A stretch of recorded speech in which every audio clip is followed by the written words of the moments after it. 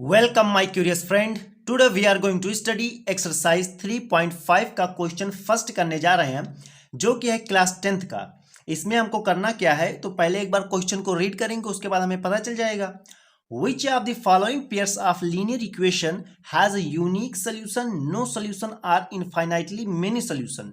ठीक है, in case there is a unique solution find it by using cross multiplication method. Clear है।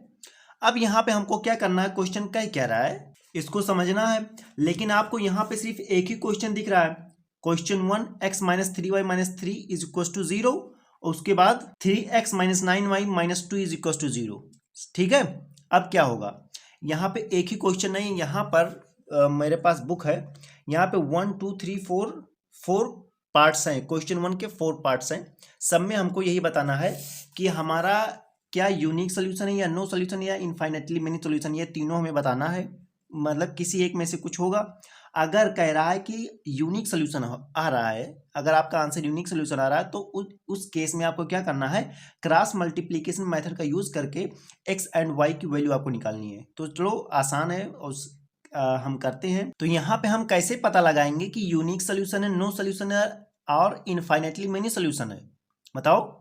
तो जब मैंने आपको pair of linear equation in two variables को पढ़ाया था, तो क्या मतलब इंट्रोडक्शन दिया था, तो उसमें मैंने एक तरीका बताया था किस तरह से। ये आपके पास सामने है, ग्राफिकल मेथड था। हमारे पास दो इक्वेशन थी, तो उसको हमने क्या किया था, रेशियो निकाला था, a1 a2 b1 b2 c1 c2, इन सब का रेशियो निकाल करके उसके बाद अगर इस तरह का सिचुएशन बने तो समझ लो यूनिक सोल्यूशन है, इस तरह का सिचुएशन बने तो समझ लो इनफाइनाइटली मेनी सोल्यूशन है, और अगर इस तरह का सिचुएशन बने तो समझ लो नो सोल्यूशन है। तो यही हम रेशियो पहले निकालेंगे, उससे हमें पता चल जाएगा क्या करना है आगे। ठीक है, तो चलो स्टार्ट करते हैं। सबसे पहले a1 बाई a2, ठीक है, आंसर फर्स्ट हमने डाला। उसके बाद यहाँ पे a1 क्या है, 1 है, दिख रहा है आपको। a2 क्या है, 3 है। ठीक है, अब क्या होगा, a1 a2 निकाल लिया। अब चलते हैं b1 बाई b2। ठीक है, यहाँ पे b1 क्या है, -3, b2 क्या है, -9। ये -2 माइनस करेंगे, 3 1 जा 3, 3 3 जा 9, समझ गए। ये हमारा टोटल क्या आया, 1/3। ठीक, अब यहां से अभी दोनों सेम लग रहा है, इसलिए हम थर्ड वाला भी निकालेंगे, c1/c2, c1/c2। यहाँ पे ये है -3 और ये है -2, ये c1 है ये c2 है, इतना तो पता है ना। ये हमारा हो गया 3/2। तो यहां से हमें पता चला कि a1/a2 is equal to b1/b2 is not equal to c1/c2। ठीक है, तो जब इस तरह का हमारा रेशियो आ रहा है कि a1/a2 is equal to b1/b2 is not equal to c1/c2, तो ये किस तरह का बन रहा है, ये हमारा बन रहा है इस तरह से। मतलब जो दोनों लाइन है वो पैरेलल टाइप की हैं, और इसमें जब पैरेलल टाइप की तो उसके पास नो सोल्यूशन होगा। तो यहाँ पे हम लिख देंगे, क्या लिख देंगे, यहाँ पे लिख देंगे पैरेलल लाइंस, और उसके बाद हम लिख देंगे यहाँ पर नो सोल्यूशन। क्लियर है, समझ गए। अब जो नो सोल्यूशन है तो हमें कोई दिक्कत नहीं, यहाँ पे कह रहा है अगर इन केस यूनिक सोल्यूशन आ रहा है, इनफाइनाइटली मेनी सोल्यूशन आएगा तब भी कुछ नहीं करना है, और जब यूनिक सोल्यूशन आएगा तब आपको क्रॉस मल्टीप्लीकेशन मेथड के थ्रू एक्स एंड वाई की वैल्यू आपको निकालनी है। ठीक है, तो यहाँ से हमारा काम क्लियर हो गया, फर्स्ट फिनिश, समझ गए ना। तो यहाँ पैरेलल लाइन से नो सोल्यूशन है। मैंने आपसे कहा था कि मतलब ये तीनों अगर आप याद करे रहेंगे तो आपके लिए अच्छा रहेगा, क्योंकि कभी पूछता है सोल्यूशन बताओ, कभी पूछता है लाइंस बताओ किस टाइप का, कभी पूछता है कंसिस्टेंट है या इनकंसिस्टेंट है, तो तीनों याद रहेगा तो अच्छा ही रहेगा। तो ये इस टाइप का हमारा रेशियो सब कुछ बना है, इसलिए ये क्या है, नो सोल्यूशन है, पैरेलल लाइन से तो नो सोल्यूशन है। फर्स्ट क्लियर हो गया। अब हम चलते हैं सेकंड पे। अब यहाँ पे हमारा सेकंड पार्ट है 2x + y = 5 and 3x + 2y = 8। ठीक है, अब यहाँ पे हमने क्या किया, हमें सॉल्व करना है, तो आंसर 2 हमने यहाँ पे लिखा। इसके बाद क्या करेंगे, वही वाला काम करेंगे, रेशियो निकालेंगे। तो a1/a2 is equal to 2/3। Clear है, इतना तो समझ में आ गया। और उसके बाद b1/b2 ये भी आ गया। यहाँ पे b1 की वैल्यू क्या है, 1 है, और b2 की वैल्यू क्या है, 2 है, वो भी बड़े आराम से। अब यहाँ पे c1/c2 की जब वैल्यू निकालेंगे तो ये आएगा -5 और यह आएगा -8, तो ये हो गया 5/8। क्योंकि जब आपने इक्वेशन पढ़ा था कि मतलब एक लीनियर इक्वेशन की इक्वेशन किस तरह से जनरल फॉर्म में लिखा जाता, तो क्या था, a1x plus b1y is plus c1 is equal to 0, और ये था a2x plus b2y plus c2 is equal to 0। तो जीरो के उधर कुछ नहीं था, मतलब इक्वल साइन के उधर कुछ नहीं था, तो ये इधर है। जब इधर लाओगे तो ये माइनस में हो जाएगा, 2x plus y minus 5, 3x plus 2y minus 8 हो जाएगा। तो इसलिए उसी चीज़ को हमने c1 की जगह पे -5 और c2 की जगह पे -8 है, तो इसको सॉल्व करोगे तो 5/8 आएगा। तो यहाँ से आपको साफ साफ दिख रहा है ये इसके इक्वल नहीं है, तो यहीं पर हमें रुक जाना चाहिए था, ठीक है। क्योंकि जो हमने फर्स्ट सिचुएशन पढ़ा था, फर्स्ट केस पढ़ा था, उसमें क्या था, a1/a2 is not equal to b1/b2। तो यहाँ पे हम लिखेंगे a1/a2 is not equal to b1/b2, ठीक है। सो यहाँ पे आप लिखेंगे so it is a intersecting line, so it is intersecting lines, clear है। और उसके बाद क्या है, या तो सिर्फ इंटरसेक्टिंग लाइन लिखो और unique solution, it has unique solution, या सिर्फ आप यही लिख दें इंटरसेक्टिंग लाइन यूनिक सोल्यूशन, ठीक है। मैं आपको दिखा दे रहा हूँ, यहाँ पे था अगर a1/a2 is not equal to b1/b2, तब ये आप कहेंगे इंटरसेक्टिंग लाइन, और अगर इंटरसेक्टिंग लाइन है तो वो एक्जैक्टली वन सोल्यूशन होगा, और एक्जैक्टली वन सोल्यूशन को यूनिक सोल्यूशन कहा जाता है। इंटरसेक्टिंग का मतलब क्या हुआ, एक लाइन दूसरे लाइन से इंटरसेक्ट है किसी एक पॉइंट पे, कि जो इंटरसेक्टिंग लाइन होता है इसी तरह तो होता है, मतलब एक्स टाइप में इस तरह से कहीं पर, तो सिर्फ एक ही पॉइंट पे तो कट करता है। तो यूनिक सोल्यूशन का मतलब सिर्फ एक ही सोल्यूशन है, और किसी एक लाइन दूसरी लाइन को किसी एक ही जगह पर कट किया उसने, ठीक है, या टच किया या कट किया, ये आप समझिए। तब यूनिक सोल्यूशन हमारा आ गया। तो अब हमें अब क्या करना है, आगे बढ़कर हमें मल्टीप्लिकेशन मेथड से x एंड y की वैल्यू निकालना है। तो यहाँ पे x एंड y होगा, तो उस चीज का हमें सोल्यूशन निकालना है। तो चलो स्टार्ट करते हैं क्रॉस मल्टीप्लिकेशन। अब यहाँ पे इसके आगे हमें क्या करना है, हमें लिखना है by cross multiplication method, clear है। उसके बाद हमें क्या करना होगा, यहाँ पर अपनी दोनों इक्वेशन हमें उतार लेनी होगी, जिससे हमें आसानी रहे। और यहाँ पे बगल में जैसे अगर आपको ज़्यादा आपका दिमाग तेज है, और ज़्यादा तेज है, तो इसको लिखने की जरूरत नहीं है, नहीं तो इस तरह से लिख लिया जाता है। इससे क्या रहेगा कि हमें किसमें मल्टीप्लाई करना है क्रॉस से, तो आपको आसानी होती है। तो सबसे पहले क्या होता है, एक्स लिखा जाता है, और यहाँ पे नीचे इस तरह से किया जाता है। अब x अगर लिखा है तो समझ लो इस वाले को हम ढक देते हैं, ठीक है, बंद कर देते हैं। अब क्या बचा, ये वाला, तो यहाँ पर समझ लो ये यहाँ पे क्या a1/a2 इसको बंद कर दिया, तो यहाँ पे क्या बचा, b1 b2 c1 c2। अब b1 to c2 मल्टीप्लाई होगा, b1 to c2 मल्टीप्लाई होगा, तो यहाँ पे 1 और यहाँ पर -8 का मल्टीप्लाई होगा। अब यहाँ पे मैंने देखो इसको इस फॉर्म में लिख लिया, क्योंकि यहाँ पे इस तरह कर लोगे तो आसानी रहेगी। तो यहाँ 1 × -8 ये हो गया -8। अब यहाँ पर जब b1 c2 मल्टीप्लाई किया, उसके बाद जब दूसरा आप क्रॉस मल्टीप्लाई करेंगे इधर से, तो एक बार यहाँ पे बीच में माइनस लगता है, ठीक है, इतना तो जानते हो। अब ये b2 c1 है, तो b2 क्या है 2, और ये क्या -5, तो 2 × -5 10 आ जाता है, -10, समझ रहे हो, ठीक है। अब यहाँ पे क्या है y हमारा आ गया। अब जब y आता है तो इसको हम ढक देते हैं, इसको जब हमने ढक दिया तो हमारा बचा ये वाला, तो यहाँ पे ये b वाला कैंसिल हो गया, समझ लो। अब बचेगा ये, जब y का निकालेंगे, यहाँ पे समझ लो x का ये कोफिशिएंट है, ये y का और ये c का, ठीक है, मतलब ये कांस्टेंट का है। तो जब x का निकाला तो इसको ढका, इसमें मल्टीप्लाई, और जो y का ढका तो ये मल्टीप्लाई होगा। तो यहाँ पे क्या मल्टीप्लाई होगा, जब इसको हमने बंद किया, जल्दी बताओ, c1a2 का मल्टीप्लाई होगा। तो c1 हमारा क्या है -5, और ये क्या है 3, 5 3 जा 15, ये हो गया 15। और आप जानते हैं यहाँ पे माइनस लगता है। उसके बाद दूसरा क्या है c1a2, अब दूसरे में c2a1, तो c2a1 8 2 जा 16, समझ रहे हो ना। तो ये हो गया 16, क्या रहेगा -16, ये हो गया -16। यहाँ पर इज इक्वल टू, अब यहाँ पे 1 लिखा जाए, कांस्टेंट की जगह पे 1 लिखा जाता है प्लेस पर। उसके बाद अब क्या किया जाता है, अब इसको ढका जाएगा, जब कांस्टेंट है तो इसको अब इसमें मल्टीप्लाई होगा, a1a2 I mean a1b2 and a2b1, तो इसमें मल्टीप्लाई होगा, 2 2 जा 4, 2 2 जा 4 और 3 1 जा -3 1 जा 3, इतना तो समझ रहे हो ना। अब यहाँ पे हम सॉल्व करेंगे, तो ये हो गया x डिवाइड बाई -8 + 10, बताओ -8 पूरा बताना पड़ेगा आपको, हाँ चलो बता दे रहा हूँ, y डिवाइड बाई -15 प्लस का 16, ठीक है। यहाँ पे आ गया 1, 4 - 3 क्या हो गया 1 आ गया, क्लियर है। अब यहाँ पर x डिवाइड बाई 2 हो जाएगा, इतना तो पता है, यहाँ पे 1 डिवाइड बाई 1, ठीक है, इतना तो पता है। और ये क्या आ गया 1/1।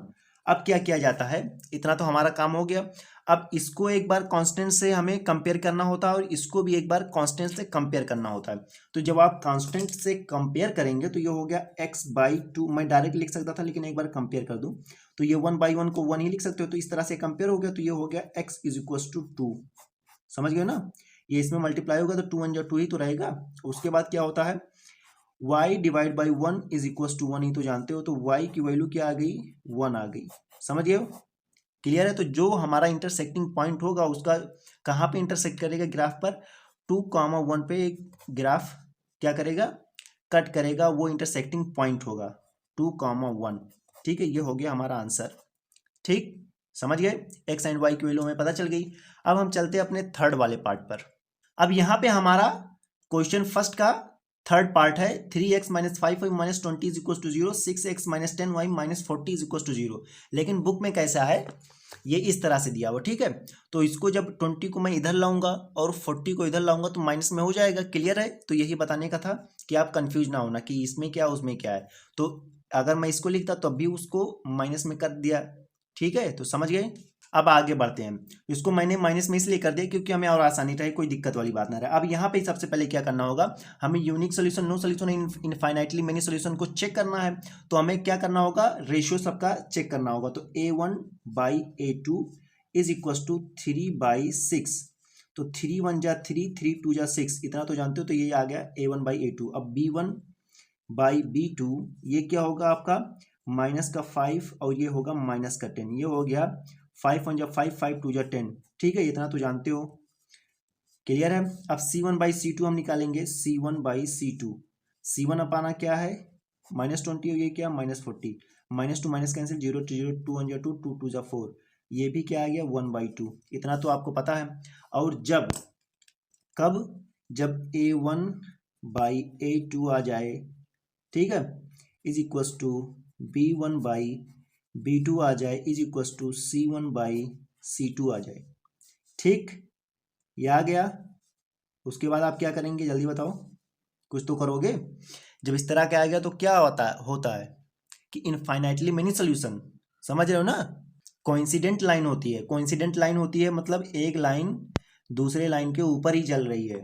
तो इसको क्या कहेंगे हम, कि ये क्या है, कोइंसिडेंट लाइंस, कोइंसिडेंट लाइंस। और उसके बाद infinitely many solution, infinitely many solution. और तीसरा क्या लिख सकते हो, अगर किसी में एक भी सोल्यूशन है तो उसको क्या कहा जाता है, कंसिस्टेंट, ठीक है। तीनों लिख दो, कोई दिक्कत वाली बात नहीं है। जब तीनों लिख दोगे ना तो टीचर बिना कुछ देखे आपको तुरंत नंबर दे देगा, कहेगा मैं तो एक पूछा था, इसने तो तीन तीन आंसर दे दिए हैं। तो तुरंत आपको देखेगा नहीं, थोड़ा बहुत गलती होगी तो कहेगा बहुत अच्छा, बहुत सही। तो इसलिए क्या था, कोइंसिडेंट लाइंस है, इसे हमें नहीं बताना था, सिर्फ बताना था इनफाइनाइटली मेनी सोल्यूशन। तो अगर ये इनफाइनाइटली मेनी सोल्यूशन है तो हमें क्रॉस मल्टीप्लिकेशन मेथड की करने की कोई जरूरत नहीं है। जब सिर्फ यूनिक सोल्यूशन आएगा तब हमें एक्स एंड वाई की वैल्यू क्रॉस मल्टीप्लिकेशन मेथड के थ्रू निकालना होगा। तो ये कंप्लीट हो गया, समझ गए, यही हमारा आंसर हो गया, दिक्कत की बात नहीं है। Third complete. अब चलते हैं अपने फोर्थ पार्ट पर, and this is a last part of question first, clear है। अब चलते हैं फोर्थ पे। अब हमारे पास है क्वेश्चन फर्स्ट का फोर्थ पार्ट है, ठीक है। यहाँ पे क्या, x - 3y - 7 = 0, 3x - 3y - 15 = 0। सबसे पहले हमें क्या करना होगा, हमें यूनिक सोल्यूशन, नो सोल्यूशन या इनफाइनाइटली मेनी सोल्यूशन पता करना होगा। इसके लिए हमें क्या करना होता है, रेशियो निकालना होता है कि a1/a2 क्या है। यहाँ पे आपको दिख रहा है 1/3 है, ठीक है। दूसरे में क्या है, b1/b2, यहाँ पर क्या है -3, और ये भी क्या है -3 = 1। अब हमें आगे जाने की जरूरत नहीं क्योंकि इसी से कंपैरिजन हो गया कि क्या, कि यहाँ पे जो हमारा रेशियो है a1/a2 is not equal to b1/b2, ठीक है, समझ गए, कोई दिक्कत की बात नहीं है। जब इस तरह से है तो क्या कहोगे, इंटरसेक्टिंग लाइन। यहाँ पे आप देख सकते हैं जब इस तरह का फॉर्म बनता है तो क्या होता है, intersecting line, exactly one solution, consistent, ठीक है। तो सबसे पहले या तो आप सिर्फ यही लिख दें यूनिक सोल्यूशन या एग्जैक्टली वन सोल्यूशन। अगर आप पूरा ना लिखना चाहें तो एक ही लिख दो, लेकिन मैं सब कुछ लिखूंगा। क्या लिखूंगा, इंटरसेक्टिंग लाइंस, दूसरा क्या है, एग्जैक्टली वन सोल्यूशन या यूनिक सोल्यूशन, ठीक है। और थर्ड क्या था, मतलब वो क्या है, कंसिस्टेंट, एक सोल्यूशन है तो कंसिस्टेंट, ठीक है। अब जब ये आ गया कि यूनिक सोल्यूशन है तो अब हमें इसका एक्स एंड वाई की जो वैल्यू निकालनी है वो किसके थ्रू निकालनी है, क्रॉस मल्टीप्लिकेशन मेथड के थ्रू निकालनी है। तो आप जानते हैं, अब यहाँ पे हमें साफ साफ दिख रहा है तो हमें अलग से लिखने की जरूरत नहीं है। यहाँ पे हम लिखेंगे एक्स, यहाँ पे नीचे इस तरह से। अब यहाँ पे मल्टीप्लाई करेंगे, क्या मल्टीप्लाई करेंगे, यहाँ पे आपको दिखना चाहिए कि यहाँ पे आप लिख लें A1 A2 B1 B2 C1 C2। जब हमें x की बात की तो ये खत्म, अब इसमें मल्टीप्लाई होगा तो B1 C2, तो B1 C2 क्या है, 15 या 45, मतलब 15 3 या 45, और ये माइनस है, ये माइनस है, तो माइनस माइनस क्या हो गया, प्लस हो गया, तो ये प्लस का 45। और जब एक फिनिश होता है, दूसरा क्रॉस मल्टीप्लिकेशन करते हैं तो वो माइनस लगाते हैं, दूसरे में क्या आएगा, इसमें मल्टीप्लाई, तो 7 3 21, मतलब 7 3 या 21। और ये भी प्लस का हो गया, लेकिन यहाँ पे माइनस लगाया, टोटल क्या हो गया, प्लस का 21। क्लियर है। अब सेकंड वाले में चलते हैं, यहाँ पे क्या है, वाई यहाँ पे है, अब इसमें भी मल्टीप्लाई, वाई आ गया तो ये फिनिश, ये मतलब ये सब फिनिश, अब ये और इसमें मल्टीप्लाई होगा, C1 A2 7 3 21, मतलब 7 3 या 21 माइनस का 21, ये हो गया, माइनस लगेगा यहाँ पर। दूसरा वाला क्या है, इसमें हो गया, अब C2 A1 minus 15 into 1 minus का 15। क्लियर है। अब थर्ड हमारा क्या है, 1 है। क्लियर है। इसको क्या कहते हैं, कांस्टेंट। तो ये वाला हमें हटाना होगा, इसको हटाना होगा, इसमें मल्टीप्लाई होगा, तो ये हट गया, तो A1 B2 तो ये आ गया माइनस का 3, ठीक है, माइनस 3 इंटू 1 माइनस 3, यहाँ पे माइनस लगा, अब ये इसमें मल्टीप्लाई होगा, 3 इंटू माइनस 3 9 आएगा, माइनस का 9। इतना समझ गए आप। अब आगे चलते हैं, यहाँ पर x डिवाइड बाई 45 माइनस 21, ठीक है। यहाँ पे y divide by minus 21 plus minus minus plus 15 is equal to 1 divide by minus 3 plus का 9, ये आ गया। अब इसको जब हम सॉल्व करेंगे तो हमारा क्या आएगा, x डिवाइड बाई 45 माइनस 21 जब आप करेंगे तो क्या आएगा, 24, ठीक है। 5 माइनस 1 4, और यहाँ पे 4 माइनस 2 2। क्लियर है। यहाँ पर y डिवाइड बाई माइनस 21 और प्लस 15 करोगे तो क्या आएगा, माइनस का 6 आएगा, ठीक है। और यहाँ पर 9 माइनस 3 करोगे तो क्या आएगा, आपका 6 आएगा, वो भी बड़े आराम से। इतना आ गया। अब आगे चलते हैं। अब यहाँ पे हमारा आगे का काम क्या बचा है, x एंड y की वैल्यू हमें चाहिए, ठीक है। तो कैसे चाहिए, तो x divide by 24 is equal to, इसको कांस्टेंट से कंपेयर करेंगे, इसको भी कांस्टेंट से कंपेयर करेंगे, तो x divide by 24 is equal to 1/6। अब x is equal to 24 divide by 6, तो 6 4 जा 24, तो x की वैल्यू हमारी आ गई 4, वो भी बड़े आराम से, ठीक है। अब यहाँ पे दूसरा हमारा क्या है, y minus 6 is equal to 1/6। Clear है। तो y is equal to minus 6 divide by 6, तो y की वैल्यू आ गई -1, वो भी बड़े आराम से, ठीक है। यहाँ पर इस तरह से आप कर दीजिएगा।